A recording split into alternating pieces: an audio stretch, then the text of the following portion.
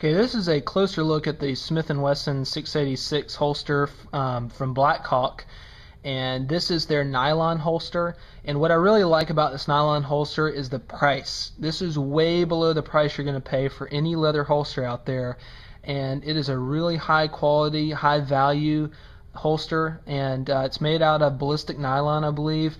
The nylon is really sturdy. It's not like that windbreaker feel. The material, it's not silky smooth. It's got a nice texture to it, and also it's got enough padding in there that's going to protect your gun from any soft blows to it.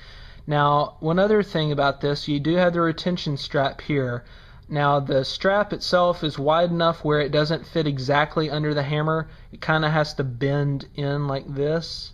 And so I don't usually keep it too tight. I just keep it on there enough, a little tighter than this, but I just barely keep it on there enough. And it has a nice easy snap to it, so it comes off really easily. Now, like I showed you in the other part, it slides out really easily, but getting it back in, it catches right there unless you squeeze it to let the sides come out. Okay, that's the only drawback on that I see. Now, if we flip this over, now this weapon's unloaded and I'm not facing it towards anyone. You'll see the belt loop here. This is made out of a rubbery substance, and it's nice. It's very close to the fabric here, so it's got a nice tight fit against your belt.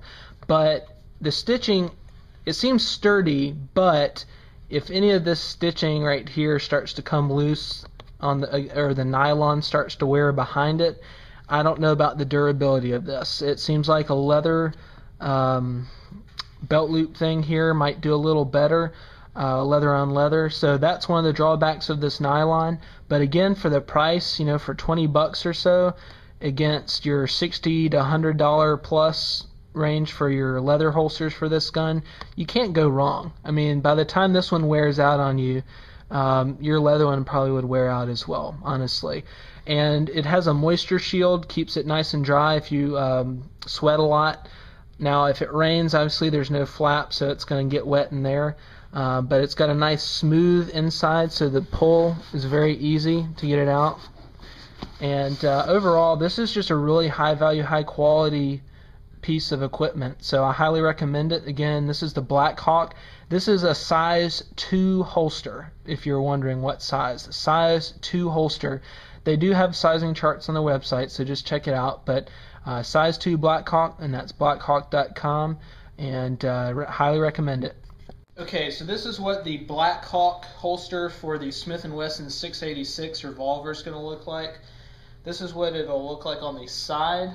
Okay, this is a nylon holster, and it fits it really nicely. The only thing about this gun is it's so heavy, it's really pulling down on my belt, okay? So that's the only problem I see with this. If they had some sort of leg holster, I would be excited about that, but really, who's going to wear that around? So if you're in an area where open carry is okay, this will probably work pretty well for you. Overall, this is a great holster for the price. I believe it was about 20 bucks.